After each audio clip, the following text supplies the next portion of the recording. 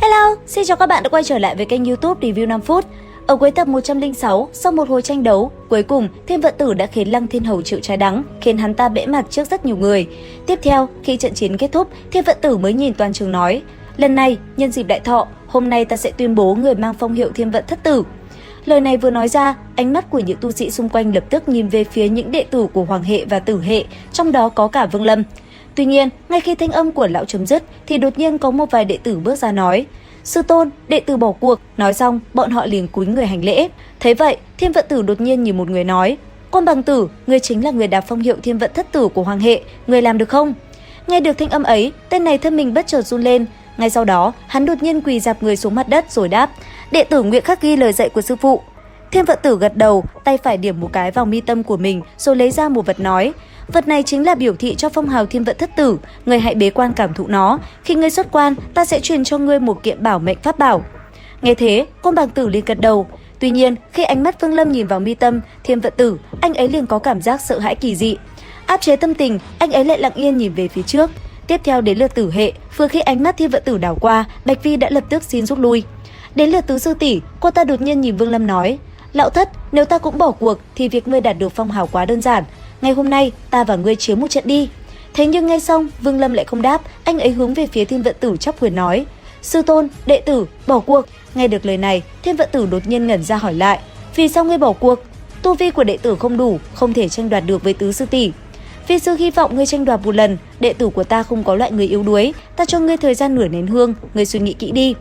Lời lão vừa dứt, phía xa liền xuất hiện một nén hương bắt đầu cháy. Cứ thế, mọi người lặng yên quan sát mặc cho thời gian qua đi. Khi hương cháy hết, Vương Lâm mới nhìn Thiên Vận Tử nói: "Sư tôn, đệ tử sẽ tranh đoạt một lần." Nghe vậy, ánh mắt của Thiên Vận Tử lộ ra vẻ vui mừng, gật đầu nói: "Tốt." Lời lão vừa dứt, phía xa, Tứ sư tỷ Triệu Hân Mộng nhìn về phía Vương Lâm hạ giọng: "Lão thất, bắt đầu đi." Nói xong, thân mình nàng khẽ động, cả người phóng về phía Vương Lâm, đồng thời bàn tay điểm nhẹ, từng tinh quang lập tức bay về phía nam chính. Vừa lao lên, cô ta vừa nói: "Lão thất, đạo của ta chính là yêu ảnh đạo, pháp thuật này chính là ta bắt chước hóa ma chỉ của ngươi mà sáng chế ra, ta gọi nó là Tử Ma Thủ."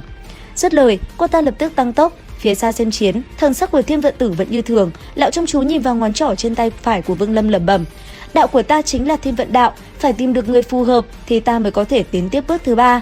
Người này có phù hợp với số phận của ta hay không?"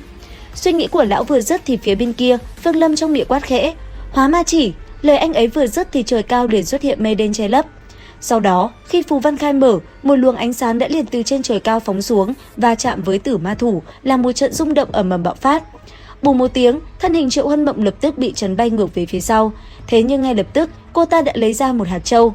Chớp mắt, hạt châu kia đã liền hấp thu hết ma khí mà hóa ma chỉ vừa bạo phát. Đến đây, nữ nhân kia mới vui sướng nói: "Lão thất, sư tỷ không cùng ngươi tranh đoạt phong hiệu Thiên Vận Thất Tử, nhưng ma lực sau khi dị hóa này cũng phải thuộc về ta." Thấy vậy, Vương Lâm nhìn vào hạt châu kia trầm giọng đáp: "Ngươi muốn dụ ta dùng ra hóa ma chỉ sao? Nếu như vậy, ngươi cũng không thể đoạt được ma lực kia đâu." Lời vừa dứt, ma khí đen đặc trong hạt châu trên tay Triệu Hân Mộng lập tức tiêu tan, đồng thời hạt châu kia cũng trở nên trắng bệch rồi tan vỡ.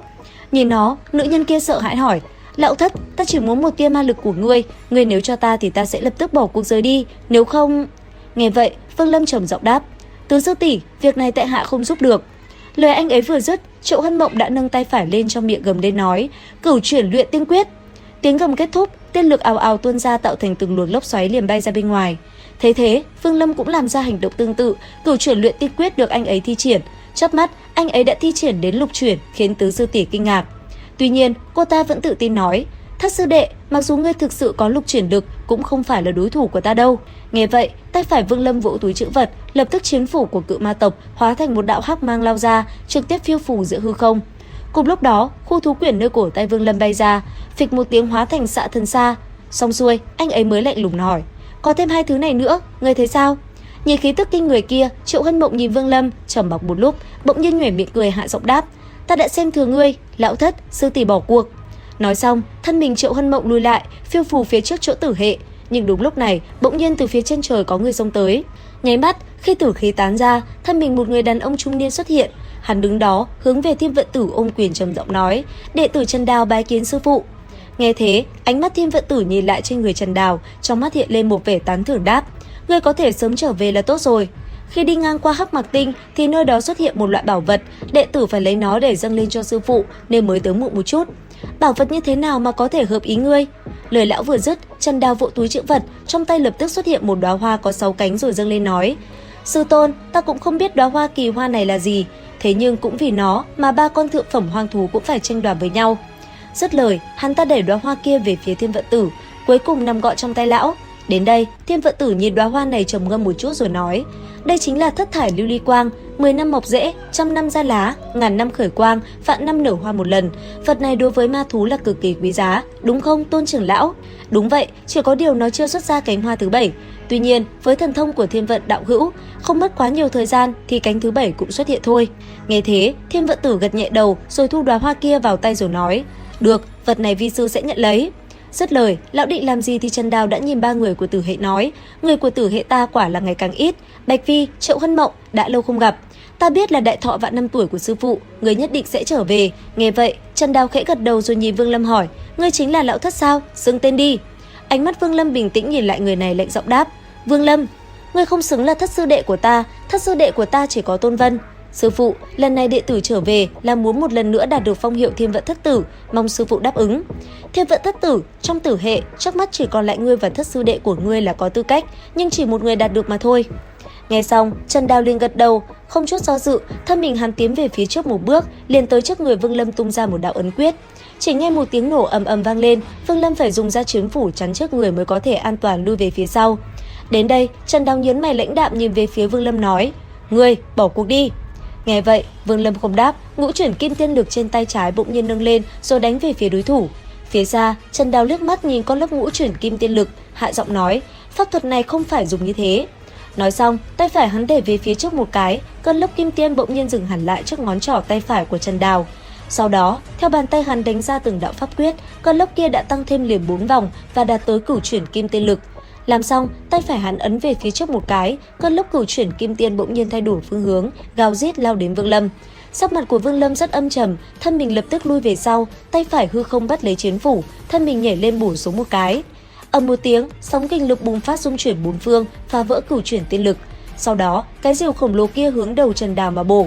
Đồng thời, Xạ Thần Sa cùng thập ức tôn hồn phiên liền được Vương Lâm lấy ra. Sau đó, kỳ lân thú xuất hiện, nó lập tức lao về phía trước. Vương Lâm trầm giọng quát: nuốt hắn. Lời vừa dứt, Trần Đào cũng liền thi triển thần thông cùng Vương Lâm giao chiến hết sức ác liệt.